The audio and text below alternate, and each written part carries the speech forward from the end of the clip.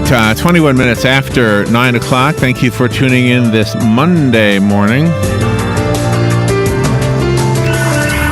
When you read a mystery novel and the protagonist is described similar to you, like let's say it was a guy who does a radio show, that I might relate to that guy and say, well, gosh, that could be me.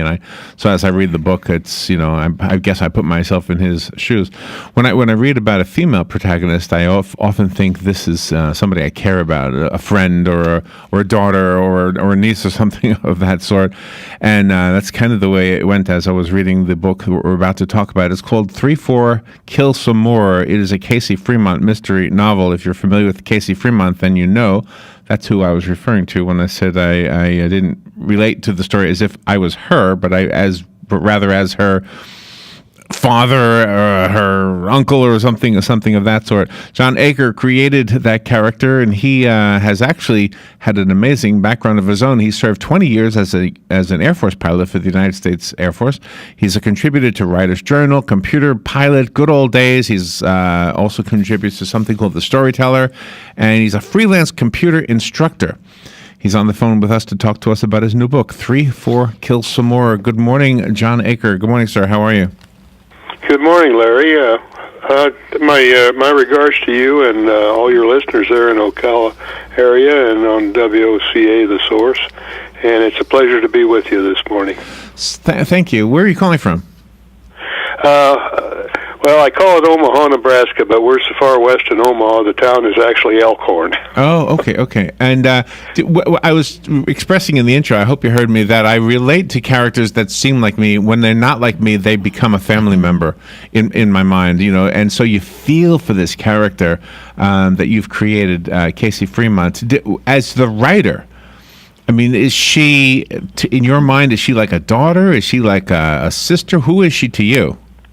I think more as an author, I see two kinds of authors. Ones who write about a character, and ones who become a character. And I think Casey, in a lot of ways, is the feminine side of my own personality. So I actually feel as I am her while I'm writing. Oh, that is interesting. Oh, wow.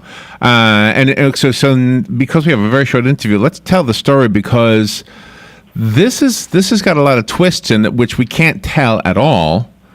But we can set it up a little bit. Give us a setup, I guess. I was gonna ask you to go a little bit too far, but we won't do that. Okay. Well, let me read you a part of what I wrote as the back cover blurb, which kind of encapsulates some of it. Postcards began arriving in Casey's mailbox. They contain images and cryptic messages.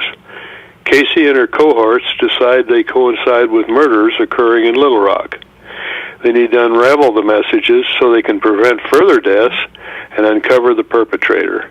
Not only does she have to battle the stalker, Romeo, she must also convince the police they're missing the connection. She's also divorced, and her ex-husband is falling behind on his alimony, which leads us to believe, but I don't want to say any more. So you set us up to kind of think differently, I think, which is a good thing. Okay. I think she refers to him as Jarvis the Rat, because he was pretty much that. She put him through law school, and then he dumped her for his secretary named Bambi.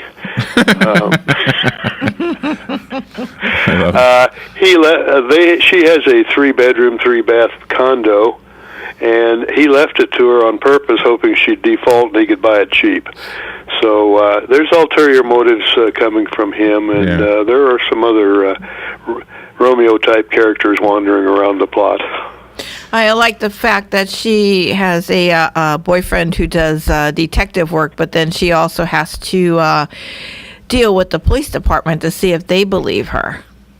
That's correct. That's part of, the conflict. I think all three. We're discussing the second in the series, and even in the third one, which is due out in a couple of 3 weeks. That aspect rears its ugly head. It also since the policeman, her on-again, off-again boyfriend, hires her as a confidential informant, by law he can't date her during that period. So their romance is definitely on-again, off-again. Wow. So as you're writing the book and leading us down a weaving path, do you already know where the path leads, or are you just as much is it a surprise for you as well? I was just reviewing in my mind a couple of those points. There are two kinds of writers. We call ourselves either outliners, who do extensive outlines, or pantsers. We fly by the seat of our pants. And I tend to be a pantser most of the time, and because I like to be really surprised to see how it ends. And as an actual pilot yourself, that's exactly the opposite of what a pilot does. You can't really literally fly by the city of Well, you could. Yeah. I guess. You can get into a lot of trouble flying an airplane. Yeah. That way. Yeah. You have a lot of life experiences to draw on. I like the fact that Casey had to find a temporary job, and she asked it to be with a legal firm. Yes. I mentioned Jarvis dumped her, which had a major effect on her self-esteem, and that's part of the underlying, the current that underlies my books, is I want her to develop and be a better person at the end than she was at the beginning. Excuse me. And bring me back to the point we were talking about. Go ahead. About that, it was ironic that she wanted to be a temp in a legal firm. Okay, she was married to Jarvis for 8 years, and he was one of those "no wife of mine will ever work." That kept her home, but she attended every seminar, workshop that she could find. And I think in one of the books it says I even attended one that taught me how to jump out of airplanes. Mm-hmm. So she has a background in anything I want to put, any place I want to put her. I can assume that was part of what she did, taking those classes in that 8-year period. The book is called 3-4 Kill Some More. It is a Casey Fremont mystery. I have a paperback copy I would like to give away. If you call me, I'll put your name on it. It'll be waiting for you. The rest of us have to go buy it. Look for John Achor online. Achor is how John spells his last name. And John, do you have a website? Yes, I do. It's johnachor.com. Not very clever, but it's right there. That's the best way to do it. And is the book also available on the other booksellers' sites? Yes, it is a print-on-demand book, and it's available at most every place online. It is also available as an ebook, and there is an audio version of it. Oh, wow. Okay. Well, John, thank you for coming on the air to talk to us about the book, and good luck with it, and come back with the next book. I certainly will. It should be shortly. Thank you very much for your time. Thank you. We will take a little break. We'll be right back.